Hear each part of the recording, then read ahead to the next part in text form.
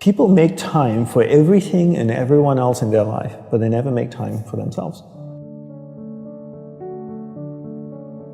If you go up to someone who you know and say, like, would you like to catch up for coffee? Let's do coffee. They're like, oh, I can't this week, but I can next week. How about Thursday, 7 p.m.? Perfect. I'll see you at this place. When was the last time someone is willing to take time out of their life to spend time with themselves? So if I wanted to get to know you, and we've had one dinner, and we had a great conversation, we're spending time here. If I wanted to get to know you, I would have to spend time with you. We'd have to meet up for coffee, a glass of wine. If I really want to get to know you, maybe we meet up once a week. Every Friday night, we go out for a glass of wine, we chat for a couple of hours. After a year, I'd get to know you really well, you get to know me really well. But it requires me spending time with you. So if you want to get to know yourself, you need to spend time with yourself. But in a way that you can inquire, right? So people say to me things like, oh, I walk my dog in the park, that's my time with myself. And I'm like, no, it's not. That's you walking the dog. People go like, oh, I go for a jog, that's my alone time. No, that's you jogging, avoiding traffic, watching where you're stepping so you don't trip and fall over. Spending time with yourself is sitting down, closing your eyes, not interacting with the outside world, and actually going inside and having that conversation. The same conversation I would have with you and say like, hey Brian, so where did you grow up? You know, you said California, do you like to surf? No? Hate the water? Love the water? Tell me, right? And people don't have that conversation, and because they don't have that conversation with themselves, they don't end up knowing what they want in life. Because they don't know what they want in life, they can't focus that finite amount of energy, and then they don't live a lifestyle that brings them happiness, and most people end up being unhappy. A couple of things I would say. One is simplify your life. Everybody's so busy.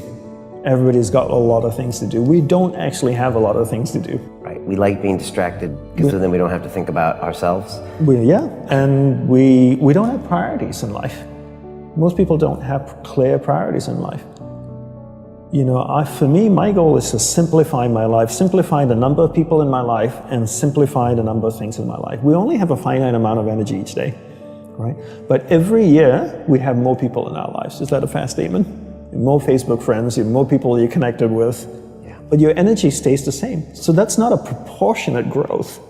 If your energy is increasing every year proportionately with the number of things and people in your life, then we don't have to talk about this. But your energy level is the same. But the amount of people and things in your life are growing almost exponentially. So whereas that doesn't work. So for me, it's always about simplifying first the people and things into your life, into who and what's most important, taking that finite energy that you have each day and focusing. Second step is learning how to focus and concentrate that finite amount of energy into the people and things that truly matter. Now you start to create a lifestyle that you actually love because you're invested into people and things that matter. And the byproduct of that is happiness. And you said happiness is not a goal. Is that correct? Yes, happiness is not a goal. And if you ask most people, what do you want in life? They say, I want to be happy. Right? Would that be a fair statement? I mean, literally, it's in the U.S. Constitution, I think, the pursuit of happiness. The pursuit of happiness. Right. I always say you should never pursue happiness. Don't pursue happiness. Pursue a lifestyle where the byproduct of that lifestyle is happiness. So happiness comes as a byproduct. I spend time with the people that I love. What is my byproduct? I'm happy. I spend time with people I don't like. I'm not happy. So don't pursue happiness. Pursue a lifestyle that gives happiness. But in order to pursue that lifestyle, you need to be clear what you want in life. What's your purpose in life? And people don't know this because they don't spend any time with themselves. People think that the more you meditate, the better it is. So 20 minutes of meditation is not as great as 3 hours of meditation. And it's actually not how we work. For us, we believed in quality as opposed to quantity. We spent the whole day preparing to meditate. What comes before meditation? Concentration. Concentration comes before meditation. So you need to learn how to concentrate in order to meditate. And we believe that you can't meditate if you can't concentrate. So we spend the whole day focusing on concentration. So when I spoke with someone in the monastery, I spoke with another monk, I gave them my undivided attention. When I worked on my laptop, I focused on working on my laptop. When I swept the sidewalk, I focused on sweeping the sidewalk. So throughout the day, I'm practicing concentration. Now when I go to sit down to meditate, I'm really focused, and I can have a dynamic meditation session. And I always use the simple analogy of, take Usain Bolt, for example, the sprinter, right? I don't know much about him except he won 3 gold medals, fastest man on earth from Jamaica. I can make an assumption, and tell me if I'm wrong, that his whole day is structured. That he eats the right kinds of food and drinks the right amount of water. He goes to the gym. If you look at the boy, he's ripped, right?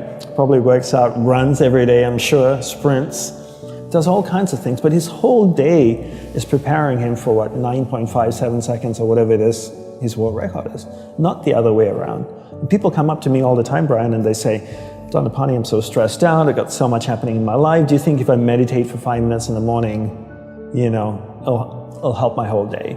I'm going like, well, what are you doing the remaining 23 hours and 55 minutes? That's what I want to know. Because if you try to meditate for 5 minutes in the morning and the rest of the day you just live a chaotic life, that's not, it's a good start, but it's not really helping you. It's like eating a carrot in the morning and then eating hamburgers and fries all day and hoping to have a healthy diet.